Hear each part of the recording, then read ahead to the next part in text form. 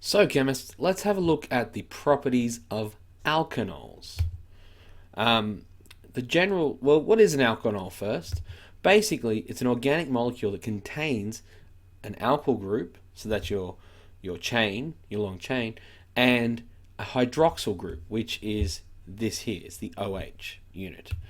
The general formula is ROH, where R is an alkyl group, so that'll be a chain here. It might just be a meth, it might be pro, bute, so forth, and a hydroxyl group.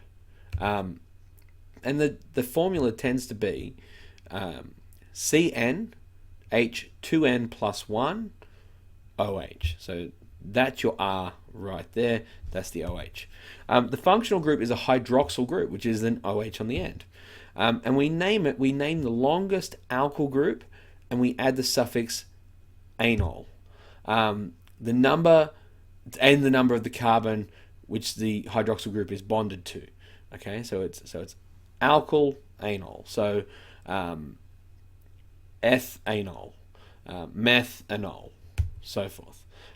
Right here we have 1, 2, so that's ethanol, and there's ethanol.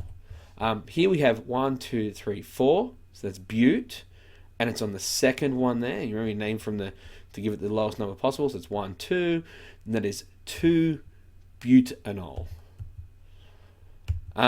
So what are the properties of an alkanol? They contain a hydroxyl group, and this is polar. This means they are partially polar molecules. Okay, so you have a positive end here and a negative end there, and this end tends to be neutral. Now, the hydrogen bonding occurs between the oxygens and the hydrogens. This is what makes them partially polar. Because there is hydrogen bonding, they tend to be soluble in water. The alkyl group, however, is non-polar. So as the alkyl chains increase in length, the solubility of alkanols also decreases. So as the alkyl chain increases, so does the melting point and boiling point. And that's because it just takes more energy to lift a larger molecule into a different state of matter. And here's a little comparison for alkanes and alkanols. So this is the number of carbons, and this is the solubility. And your alkanes tend to be not soluble at all.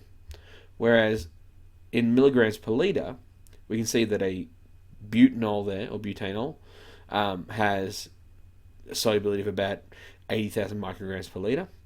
And we can see that as you go up a chain, it starts to decrease in solubility exponentially.